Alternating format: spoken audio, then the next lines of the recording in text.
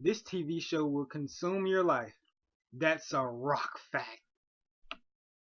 Hey, it's Rise here.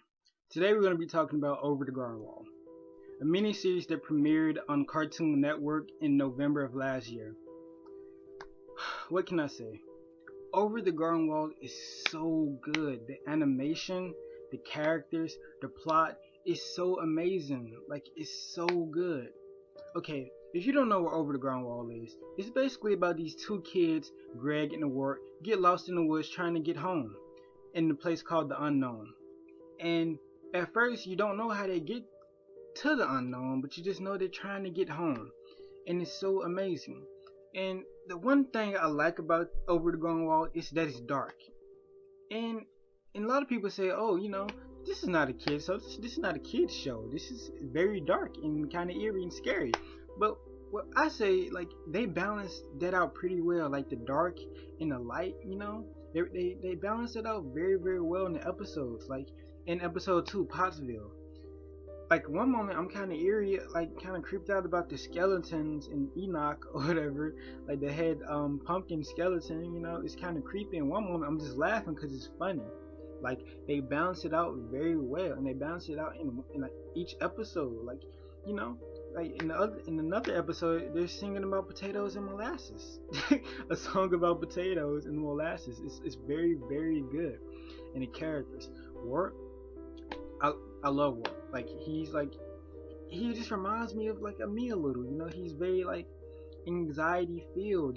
Always worrying about this and that. Like, no, we shouldn't do this. No, you shouldn't do this. It's your fault or whatever. It's crazy. He's kind of dark. And Greg is kind of like light and bright. He's very bright. He brightens up the show. He's like, works like, okay, we're gonna go this way. Okay, we're going this way. Like, Greg is so awesome, and he's so funny. He makes the show. I love Greg. His character is so good. And the villain, we have a badass villain that sings, and he's very manipulative. And he manipulates this woodsman to cut down trees that are made from children who got lost into the unknown. And the beast soul is in the lantern which the woodsman carry, so he can chop down woods and turn them into oil and put it in a lamp.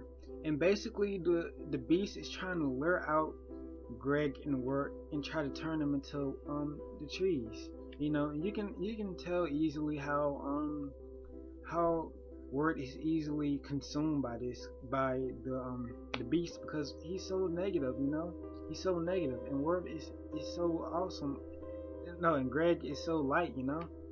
It's so crazy how like Greg would give up his life to save his brother, and Wart was kind of like very kind of mean to him sometimes. And this whole mini series is so awesome. I wish it was longer. Like it was so sad to see the last episodes. But one of my favorite episodes is the darkest one is with Loma. Auntie Whispers, and it's so awesome. Like, and she turns into a demon. I like dark stuff like that.